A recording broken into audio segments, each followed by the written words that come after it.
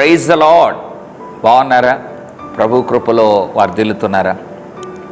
భయంకరమైన పోరాటాల్లో, కష్టాలలో, నష్టాలలో, ఒడుదుడుకులలో, అనారోగ్యంలో, ఇరుకు ఇబ్బందులలో సతమతమైపోతున్నారా?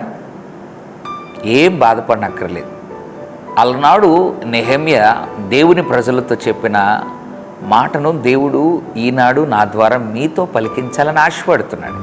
ఏంటి ఆ మాట? నెహెమ్యా గ్రంథము 4వ అధ్యాయం 20వ వచనం, మన దేవుడు మన పక్షముగా యుద్ధము చేయును.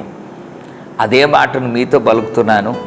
మన దేవుడు మన పక్షమున యుద్ధము చేయును. మన దేవుడు మన పక్షాన యుద్ధమాడే దేవుడు. కాబట్టి శత్రువుని చూచి, ప్రాముఖ్యంగా అపవాది కార్యాలకు, కష్టాలకు, భయంకరమైన బంధకాలకు, అనారోగ్యానికి, ఏ పరిస్థితులను చూచైనా నువ్వు దిగులు పడద్దు. శత్రువు పోరాడుతున్నాడా? తలంపులలో పోరాడుతున్నాడా? పరిస్థితుల ద్వారా పోరాడుతున్నాడా? భయంకరమైనటువంటి పరిణామాలు కూడా నేను నడిపిస్తున్నాడా? మన దేవుడు మన పక్షమున యుద్ధం చేస్తాడు. నువ్వు ప్రార్థించే దేవుడు, నువ్వు ఆరాధించే దేవుడు, నువ్వు ఆశ్రయించే దేవుడు,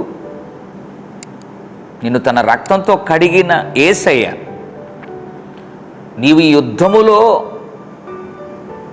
ఒంటరిగా నిలబడి ఓడిపోవటకు విడిచిపెట్టాడు. మన దేవుడు మన పక్షమున యుద్ధం చేస్తాడు. జస్ట్ ఈ మాటను నమ్మాలి. ఆ పక్షాన్ని యుద్ధం చేస్తావయ్యా అని నమ్మి సమస్యను ఆయనకు అప్పగించు. ఆయన ఇచ్చు విజయం అనుభవిస్తాం. పరిశుద్ధ తండ్రి, నీకు వందనాలు. మన దేవుడు మన పక్షమున యుద్ధం చేస్తాడని మాట్లాడారు. స్తోత్రాలు.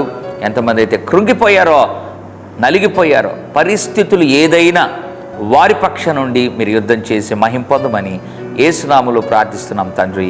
ఆమెన్. God bless you.